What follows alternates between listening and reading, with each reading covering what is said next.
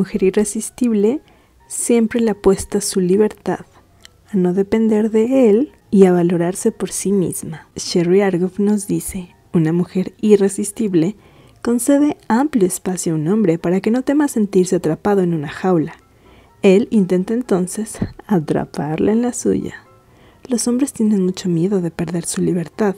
La idea de estar sujetos a una mujer les causa pavor. Si una chica les hace sentir que deben comportarse como novios serios, saldrá corriendo. A una mujer que no tiene mucho éxito en el amor, le bastan un par de citas para hacerlos sentir atrapados. Se pone en marcha entonces el régimen carcelario. Estas frases son las que nunca debes decirle. Por pura educación, avísame dónde estás en las noches. Me molesta que no me llames cuando no nos vemos. Veámonos, ¿para qué necesitas a tus amigos si me tienes a mí? Me gustaría que nos casáramos y que fuéramos padres dentro de un año.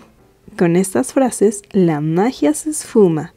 A él le aterra la idea de verse apretujado en una celda. La mujer irresistible, por el contrario, es distante, así que no da la impresión de querer quitarle su libertad o apresarlo. Esta es una de las principales razones de que le atraiga. Considera estas preguntas. ¿Has notado que jugar almohadazos con tu pareja los excita a ambos? ¿Que si forcejeas en broma con un hombre, se calienta?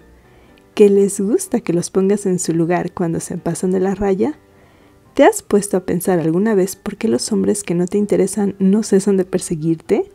¿Te has dado cuenta de que si sales con alguien a quien no le haces caso, parece más intrigado y te persigue más todavía? Para entender estos hechos debemos dirigir nuestra relación donde está la respuesta de Animal Channel.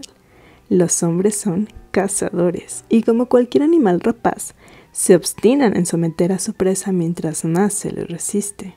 Lo que hace a una mujer irresistible es que se muestre poderosa. Eso a los hombres les emociona. Veamos las aplicaciones prácticas de esto.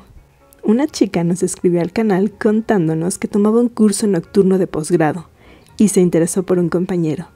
Él se sentaba cada vez más cerca de ella, hasta que por fin la invitó a salir.